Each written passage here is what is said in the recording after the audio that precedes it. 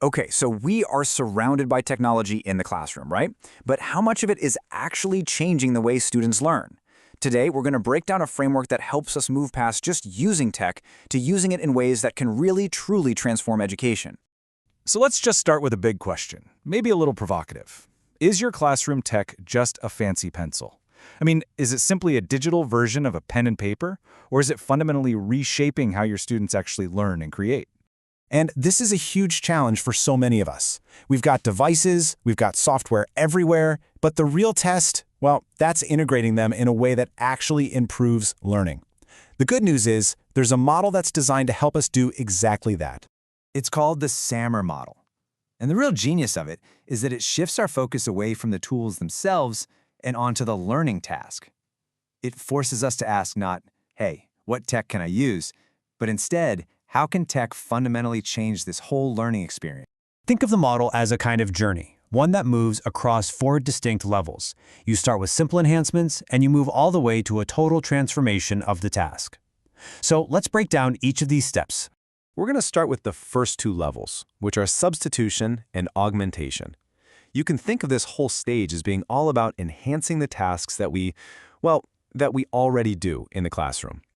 The very first step, and honestly the most common starting point for tech integration, is substitution. And yeah, it's pretty much exactly what it sounds like. This is where technology acts as a direct, one-for-one replacement for an older tool. There's no real change to the task itself. So to make this super clear, let's use one anchor example all the way through, the classic book report. At the substitution level, instead of a student using a pen and paper, they're typing their report in a word processor. The task? It hasn't really changed at all. It's just been digitized. So, we've substituted. What's the next step up? Well, that brings us to level 2, augmentation. Okay, now things start to get a little more interesting. Here, the tech is still basically a substitute, but it adds some functional improvements that actually enhance the task. Let's head back to our book report. At the augmentation level, the student is still typing, but now they can use all these helpful tools like spell check or grammar suggestions, or maybe they embed hyperlinks to their sources. The tech makes the task more efficient, sure, but the core assignment, a written report, is still exactly the same. All right, everything up to now has been about enhancing what we already do. But this next part, this is where we cross a really, really critical line. We're taking a huge leap from just improving an old task to truly transforming it into something new. And this slide really nails the difference. See, enhancement is all about improving a task that already exists. Transformation, on the other hand, is about creating an entirely new task. It's the difference between doing old things in new ways and doing brand new things that you just couldn't do before. So, kicking off our transformation levels, we have modification.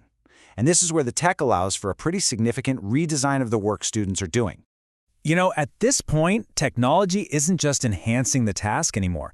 It's allowing for a major redesign. The focus shifts to how students can interact with the content and with each other in totally new ways. So, our book report is now completely different.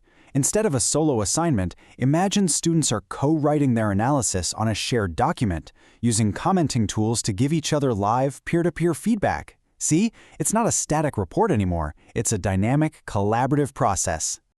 And that leads us to the very top of the model, the final level, the ultimate goal of transformative learning, redefinition.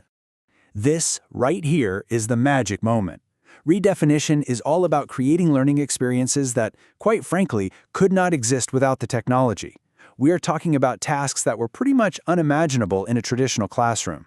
And at this final stage, the book report is gone. It just doesn't exist anymore. In its place, students are creating a video podcast where they analyze the book and then they publish it online for a real global audience. This isn't just an assignment for their teacher anymore. It is authentic, real-world communication. Now, right about now, you might be thinking, okay, great. So I have to make every single lesson a redefinition level masterpiece?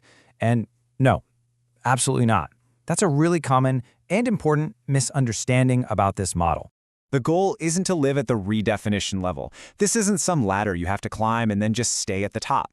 In fact, sometimes a simple substitution is actually the most effective and appropriate choice for a specific learning goal. The best way to think about SAMR is not as a ladder, but as a lens. It's a reflective tool to help you use technology with purpose. It prompts you to stop and ask, why am I using this tech for this lesson? Is my goal to just enhance this task, or is this an opportunity to truly transform it? Which of course brings us to the most important part. How do you take this powerful thinking and actually apply it in your own practice, in your own classroom? The ultimate takeaway here is just to be intentional. As you plan your next lesson, look at the technology you're using and ask yourself this: is this just a fancy pencil, or is it a rocket ship? Now, the power of the SAMR model isn't about always launching rockets, but it is about knowing you have the choice and redefining learning when the moment is right.